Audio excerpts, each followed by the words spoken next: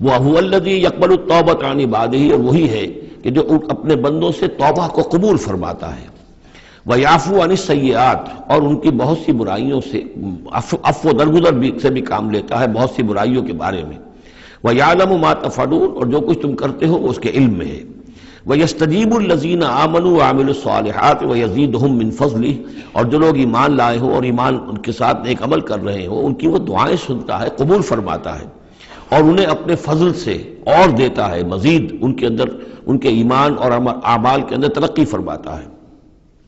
والکافرون لہم عذاب شدید، اور جہاں تک کافروں کا تعلق ہے ان کے لیے تو پھر بہت سخت سزا ہے۔ وَلَوْ بَسَطَ اللَّهُ الرِّزْقَ لِعِبَادِهِ لَبَغَوْا فِي الْأَرْضِ، اگر اللہ تعالیٰ نے اپنے بندوں کے لیے زمین میں رزق کو کھول دیا ہوتا، خزانے جو ہے بہت کشادہ کر دیتا، ہر ایک کو بالکل با فراغت ہر وقت بسہولت رزق مل رہا ہوتا، تو پھر تو یہ زمین میں اور زیادہ سرکشی کرتے۔ ابھی ان کا حال یہ ہے کہ محنت کرنی پڑتی ہے، مشقت کرنی پڑتی ہے، تب ان کو 2 وقت کی روٹی ملتی ہے، تب تو ان کی سرکشی کا یہ عالم ہے۔ وَلَوْ بَسَطَ اللَّهُ الرِّزْقَ لِعِبَادِهِ لَبَغَوْا فِي الْأَرْضِ وَلَٰكِن يُنَزِّلُ بِقَدَرٍ مَّا يَشَاءُ، لیکن اللہ تعالیٰ نازل کرتا ہے اندازے کے مطابق جو چاہتا ہے۔ اِنَّهُ بِعِبَادِهِ خَبِيرٌ بَصِيرٌ، یقیناً وہ اپنے بندوں کے حالات سے باخبر بھی ہے اور دیکھ بھی رہا ہے۔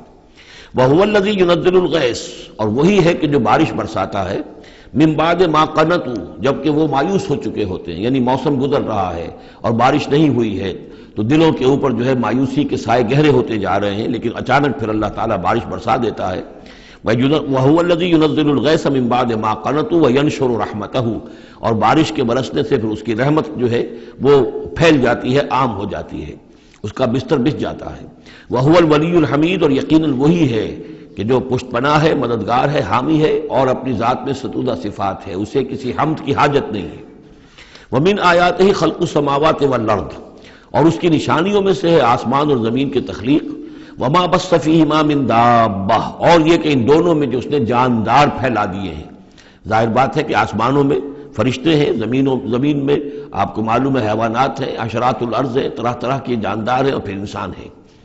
وَهُوَ عَلَىٰ جَمْعِهِمْ إِذَا يَشَاءُ قَدِيرٌ، اور وہ جب بھی چاہے گا ان کو جمع کرنے پر قادر ہے، چاہے وہ پھیل گئے ہیں، پوری زمین میں پھیل گئے ہیں، آسمانوں میں پھیلے ہوئے ہیں، لیکن جب اللہ چاہے گا انہیں جمع کر لے گا۔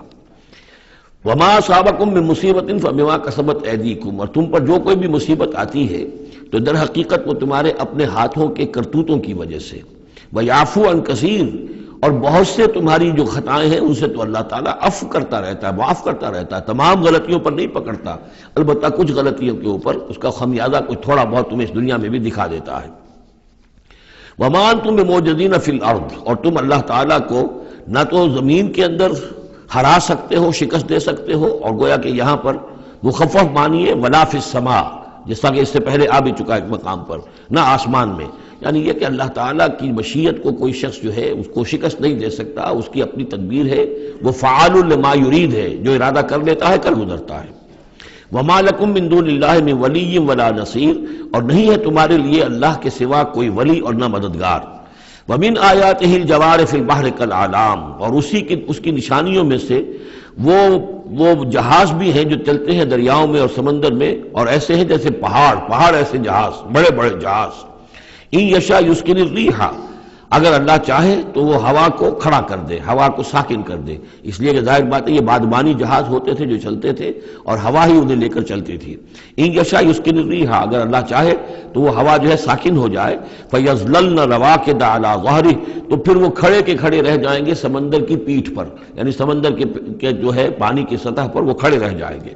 ان فی ذلک لآیات لکل صبار شکور، یقیناً اس میں نشانیاں ہیں ان سب لوگوں کے لیے جو صبر کرنے والے ہوں اور جو شکر کرنے والے ہوں۔ او یوبقہن بما کسبوا، یا پھر اللہ تعالیٰ ان کو غرق کر دے، تباہ کر دے ان جہازوں کو ان کے گناہوں کی پاداش میں۔ وَيَعْفُو عَن كَثِيرٍ، لیکن اللہ تعالیٰ بہت سی گناہوں سے اور بہت سی خطاؤں اور تقصیرات سے تو درگزر فرماتا رہتا ہے۔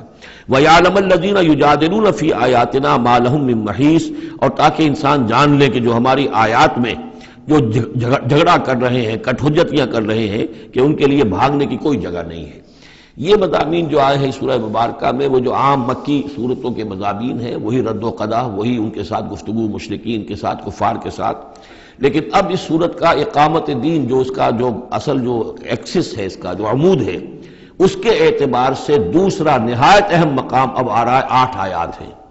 اقامت دین کی جد و جہد کرنے والوں میں کیا اوصاف ہونے چاہیے؟ اگر یہ اوصاف نہیں ہوں گے تو وہ اقامت دین کی جد و جہد نہیں کر سکیں گے۔ تو یہاں پر نقشہ کھینچا جا رہا ہے اس سیرت کا، اس کردار کا، کہ جو لوگ یہ طے کر لیں کہ ان صلاتی و نسکی و محیای و مماتی للہ رب العالمین، جو اصولی طور پر ایک عزم کر لیں کہ اب ہمیں اپنی بہترین توانائیاں اور قوتیں صرف کرنی ہے اللہ کے دین کو قائم کرنے کے لیے، تو ان کے اندر کیا اوصاف پیدا ہونے چاہیے۔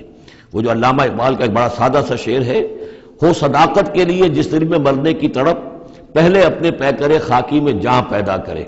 تو یہ اوصاف اپنے اندر پیدا کرو تاکہ تم اقامت دین کی جد و جہد کے لیے واقعتاً موضوع ہو سکو۔ پہلی بات، فما اوتیتم من شیء فمتاع الحیات الدنیا، جو شے بھی تمہیں دنیا میں دی گئی ہے بس وہ دنیا کی زندگی کا ساز و سامان ہے، برتنا ہے۔ وما عند اللہ خیر و ابقا، اور جو کچھ اللہ کے پاس ہے وہ خیر ہے اور باقی رہنے والا ہے۔ للذین آمنوا وعلی ربہم یتوکلون، ان لوگوں کے لیے کہ جو ایمان رکھتے ہو اور اللہ پر، اپنے رب پر توکل کرے۔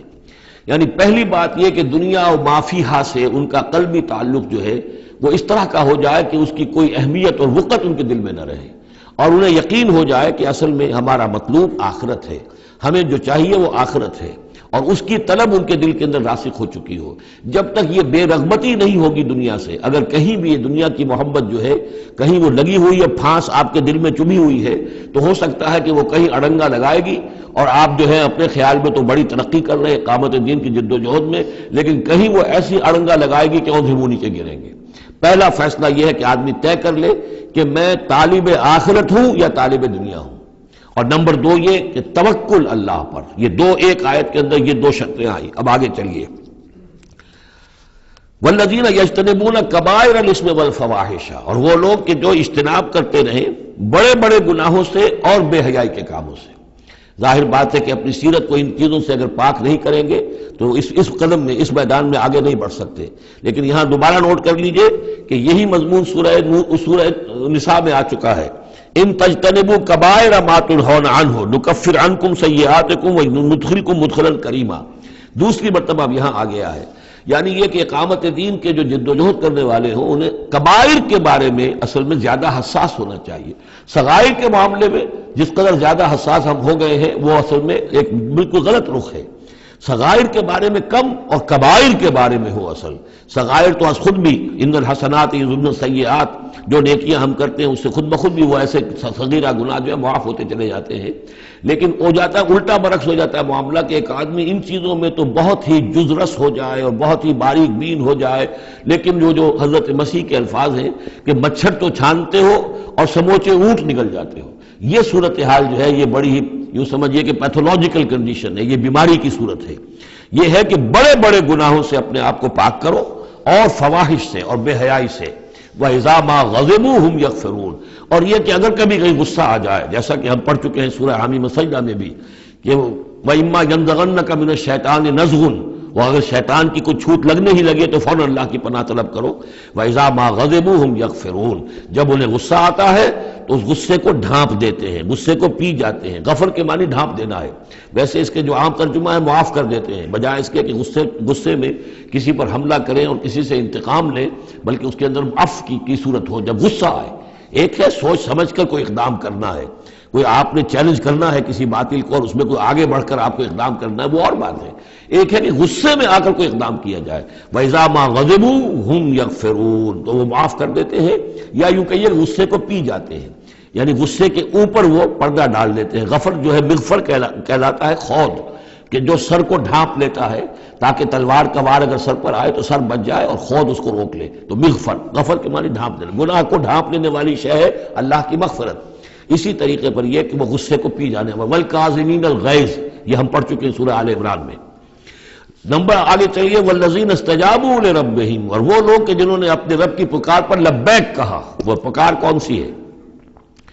اس سورہ مبارکہ میں اب تک صرف ایک فعل امر آیا ہے جمع کے صیغے میں، ان اقیم الدین، اور ایک فعل نہیں آیا ہے جمع کے صیغے میں ولا تتفرقوا فی، پوری صورت میں اب تک، نوٹ کر لیجئے گا جا کر۔ تو یہ پکار اللہ کی کون سی ہے؟ اقیم الدین ولا تتفرقوا فی، اسی کے لیے کہا تھا حضور سے فلذالک فدعو، اسی کی دعوت دیتے رہیے. آپ کی دعوت اقامت دین کی دعوت ہو، یا آپ کی کسی جزوی شے کے اوپر آپ جو ہے وہ ہیمر نہ کر رہے ہو، کسی جزوی سی شے کو آپ نے ہدف نہ بنا لیا ہو، اصل ہدف اقامت دین. فلذالک فدعو واستقم کما امرت ولا تتبع اهواءهم. اب یہاں فرمایا والذین استجابوا لربهم، جنہوں نے اپنے رب کی پکار پر لبیک کہا، واقاموا الصلاۃ، اور نماز قائم کی، اور وامرهم شورى بینہم، چونکہ اب اجتماعی زندگی ہے، جماعتی زندگی ہے، اس میں مشاورت کا نظام ہونا چاہیے کہ وہ جو فیصلے کریں، جو قدم اٹھائیں، وہ باہمی مشاورت سے ہو. یہ بھی روح جب تک کہ اس اجتماعیت کے اندر نہیں ہوگی باہمی مشاورت کی، اور یہ کہ کوئی ایک شخص سمجھے کہ بس ہر معاملے کے اندر مجھے اپنی مرضی چلانی ہے، تو ظاہر بات ہے کہ پھر وہ کام آگے نہیں چلے گا. ہم پڑھ آئے ہیں کہ حضور سے یہاں تک کہا گیا ہے کہ یہ جن صحابہ سے خطا ہوئی ہے، غلطی ہو گئی ہے، ان کو بھی آپ وشاورہم فی الامر فاعف عنہم واستغفر لہم وشاورہم فی الامر، حالانکہ ان سے خطا ہوئی ہے، غلطی ہوئی ہے، لیکن پھر بھی آپ انہیں اپنے مشوروں میں شامل رکھیے، اس لیے کہ اس سے دلجوئی ہوتی ہے، ساتھیوں کے اندر میوچول کانسیپٹ ڈیولپ ہوتا ہے، ایک کانفیڈنس ڈیولپ ہوتا ہے، اور وہ سمجھتے ہیں کہ ہماری بھی بات سنی جاتی ہے. اور حضور نے بسا اوقات اپنی رائے کو پیچھے رکھ کر اپنے ساتھیوں کی رائے کے مطابق فیصلہ کیا. غزوہ احد میں یہی ہوا ہے، غزوہ بدر میں یہی ہوا ہے کہ جہاں پر آپ نے کیمپ لگانے کا فیصلہ کیا تھا، جب بعض صحابہ نے آ کر کہا کہ ہمیں اگر اجازت ہو ہم اپنی رائے دیں، اور جب انہوں نے کہا کہ ہمارے خیال میں وہ جگہ بہتر ہے، آپ نے کہا ٹھیک ہے یہاں سے کیمپ اکھاڑو، وہاں لگا دو. وَأَمْرُهُمْ شُورَى بَيْنَهُمْ وَمِمَّا رَزَقْنَاهُمْ يُنْفِقُونَ. ایک اور شے جو لازم ہے اقامت دین کی جد و جہد میں، جہاں وقت لگے گا، جہاں آپ کی توانائی صرف ہوگی، اس میں پیسہ بھی لازم درکار ہے. وہ دعوت دین کا کام ہو، اقامت دین کی جد و جہد ہو. وَمِمَّا رَزَقْنَاهُمْ يُنْفِقُونَ، یہ انفاق کا مضمون آ گیا، اور جو کچھ کہ ہم نے انہیں دیا ہے اس میں سے وہ انفاق کرتے ہیں. وَالَّذِينَ إِذَا أَصَابَهُمُ الْبَغْيُ هُمْ يَنْتَصِرُونَ. یہ وہ چیز ہے جس کے لیے میں نے نوٹ کرایا تھا کہ ایک ہے دعوت دین کا مرحلہ، اس دعوت کے مرحلے میں تو صورت وہ بتائی گئی کہ ادفع باللتی ہی احسن. اگر کوئی تمہیں گالی دے تم دعا دو، کوئی تمہیں پتھر مارے تم پھول پیش کرو. لیکن اقامت دین کی جد و جہد، اس کے اندر آگے چل کر معاملہ آتا ہے. جیسے قتال کا مرحلہ آ گیا تو وہاں تو فرمایا قاتلوا فی سبیل اللہ الذین یقاتلونکم اخرجوہم من حیث اخرجوکم، نکالو انہیں وہاں سے جہاں سے انہوں نے تمہیں نکالا ہے. یہاں آ کر معاملہ کیا ہے؟ والذین اذا اصابہم البغی ہم ینتصرون، اور وہ لوگ کہ جن پر اگر کوئی زیادتی کی جاتی ہے تو وہ بدلہ لیتے ہیں. یعنی یہاں پر اب تو اس کو اصل میں جد و جہد جو ہے حضور صلی اللہ علیہ وسلم کی، اس کے بھی اگر آپ دو مراحل سمجھیں گے تو ایک جو مکی دور میں وہ تھا، وہ دعوت کا مرحلہ تھا، ابھی اس میں اقدام کوئی نہیں کیا گیا. لیکن جب اقامت دین کے لیے اقدام شروع ہو جائے گا، آگے بڑھ کر باطل کو چیلنج کریں گے، تو اب وہ بات نہیں چل سکتی کہ معاف کر دیا کریں. وہاں تو بلکہ یہ ہے کہ جو غزوہ بدر میں جو اسیر ہوئے تھے ان کو بھی اگر فدیہ لے کر چھوڑ دیا گیا تو اللہ تعالیٰ کی طرف سے اس پر بھی اظہار ناپسندیدگی ہو گیا. بلکہ حضرت عمر کی رائے کی جو ہے گویا کہ تائید کی وہی نے کہ ان کو تو سب کو قتل کیا جانا چاہیے تھا، اور وہ ہمارے اندر جو ان کے رشتہ دار ہیں قریبی، وہ اپنے ہاتھ سے ختم کرتے، اس لیے کہ یہ فدیہ دے کر چلے جائیں گے. ظاہر بات ہے کہ اگلے سال وہی لوگ اکثر و بیشتر آ گئے کہ نہیں آ گئے، وہ چڑھائی کر کے آ گئے احد کے اندر. تو اس لیے وہاں پر آ کر جب اقامت دین کا مرحلہ جو ہے اقدام کے مرحلے میں وہ جد و جہد آتی ہے تو اس میں ہے والذین اذا اصابہم البغی ہم ینتصرون. یہ گویا کہ ان دونوں مراحل کا آپس کا فرق اور تفاوت ہے. اس پر مزید گفتگو انشاءاللہ اگلے سیشن میں ہوگی. بارک اللہ لی ولکم فی القرآن العظیم ونفعنی وإیاکم بالآیات والذکر الحکیم.